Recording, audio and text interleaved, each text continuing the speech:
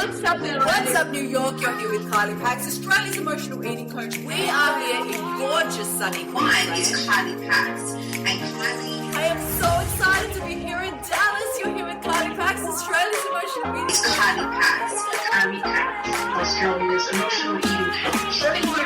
Australia's emotional eating coach. Kylie Pax, Kylie Pax, Kylie Pax.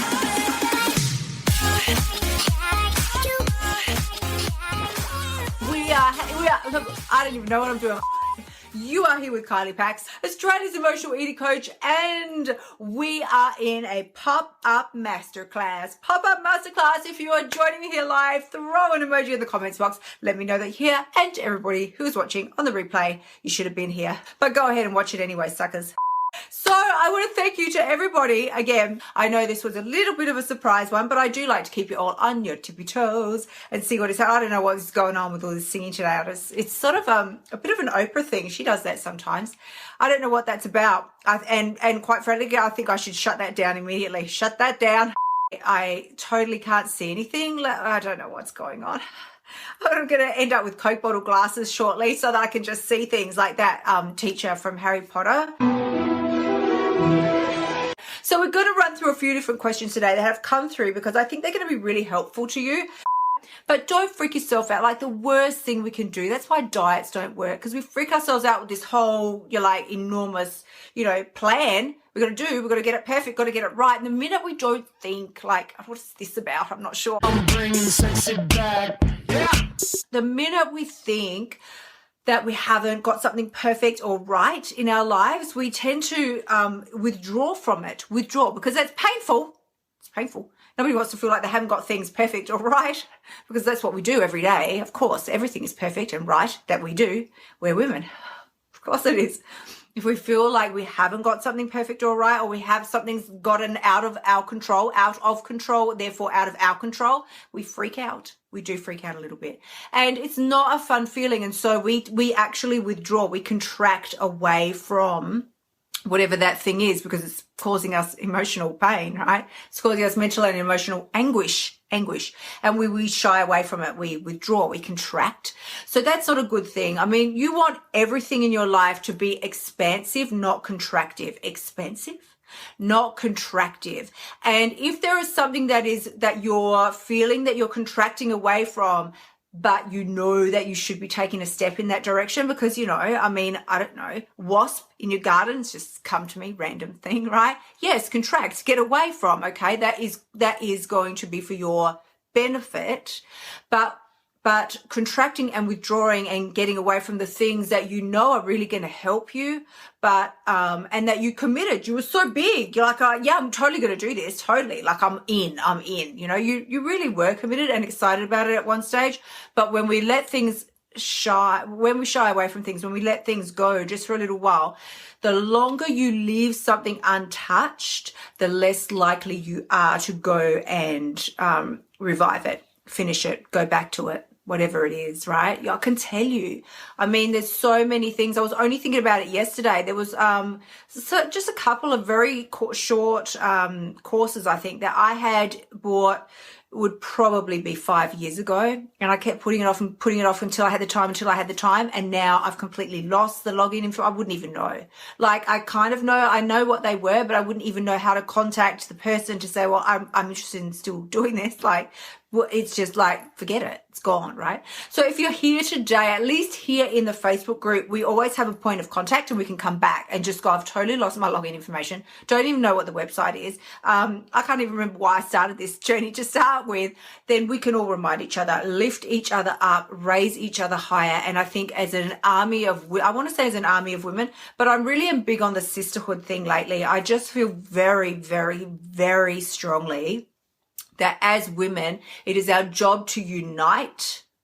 I'm not sure. It's our job to unite together around the globe. Who run the world, girls? Who run the world, girls? it really is time for us to stop trying to clamber over each other to get to the top and be like, look at me, I'm at the pinnacle, I'm the best, I'm better than y'all, right? That's not a thing.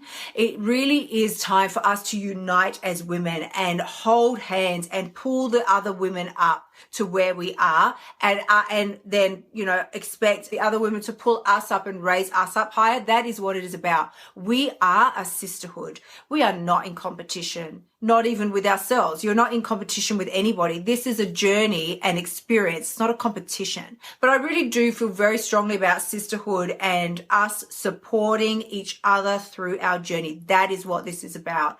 And the minute you think that you see somebody else and they go, I've lost this weight, or I'm doing really good with this, and you compare it to your experience and deem yours not good enough, and then you think you're not good, I shouldn't even try. That is a pointless exercise. Pointless. It's not going to, anything that isn't going to raise you up higher isn't going to, you know, there's no point in continuing down that path. I really feel, again, I just think it's very important. So to reiterate, it's very important that we do love and support each other through our journey. We are sisters and we are not in competition. You don't compete with a sister. Like that's like that emoji. You don't compete with a sister. We're not in competition. We are here to raise each other up higher.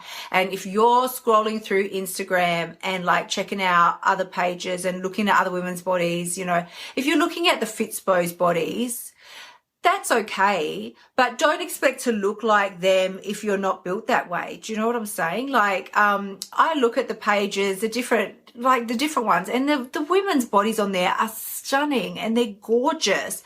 And, you know, I wouldn't be sad if I woke up tomorrow and looked like that, right? I wouldn't cry about it, wouldn't lose any sleep, be all right. I'd be okay with it. But that's not a thing. It's not going to happen. I'm not built that way. I can work out to my heart's content, but I'm not built that way. I am, you know, I've put on weight over the Christmas period. So I have put on weight, but I'm normally quite scrawny up the top and always very voluptuous on the bottom. Like my legs are big, my thighs are big, like they're a whole lot bigger now. But I don't care. Can I just share this with you can I just share this with you? It's just what I share with you for like random sharing purposes. I put on weight over the Christmas period. And this is the first time, because I normally do, right? I normally do Christmas and Easter. My weight, all of our weight fluctuates. Don't freak out if your weight fluctuates. It's normal, because over Christmas and Easter, they're the two jolliest times of year. Oof, oof, jolly.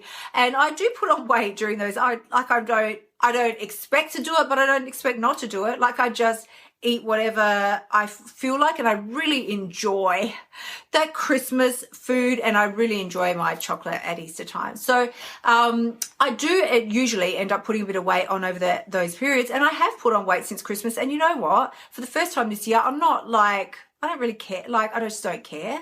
And not like I don't care and I'm just going to continue to just eat and eat and eat. It's not like that. It's kind of like, I was walking through the shops or something recently, and I felt, seriously, I felt like my belly shaking and extra shaking. It always shakes, right? But I felt extra shaking. I just felt shakiness, right? Wobbliness in places that I don't normally feel it, right? But I was, you know what? Not only was I okay with it, I actually loved it. I did. I thought, my first thought seriously was not like, ooh, that's disgusting, or better, you know, clamp down again and lose the weight. That was not my thought. My thought was, how sexy, like how womanly. I love it. Because you know I'm all about that bass, no trouble. I embraced it. I seriously did. I thought, how womanly, how sexy, and I love it. They were my three thoughts. So I just want to put that out there. Now, maybe the weight will go back to how it was. Maybe it won't. It doesn't matter to me, because it just doesn't, because it's just not so important. I have other things in my life that I would rather enjoy and I would rather focus my attention on than constantly focusing on parts of my body that I don't like. Shouldn't eat better not eat too much of this because I've already had some yesterday and, you know, I do feel a bit bigger. Like, I just want to say, who gives a F? Like, who cares, right? Is it really that important in the big scheme of things? Have you all heard about the rocking chair test? You know, sometimes you just have to do the rocking chair test for yourself, right? And I'll just, for those of you who don't know what it is, like, it's just so simple. It's the rocking chair test. You just stop for 1 second. Imagine yourself at like 95 years old, sitting, I don't know, out on your porch there, right? Looking at the sunset, beautiful. And you really are in the twilight years of your life. And you're sitting there in your rocking chair and you're sort of looking back, taking the opportunity to look back over your life.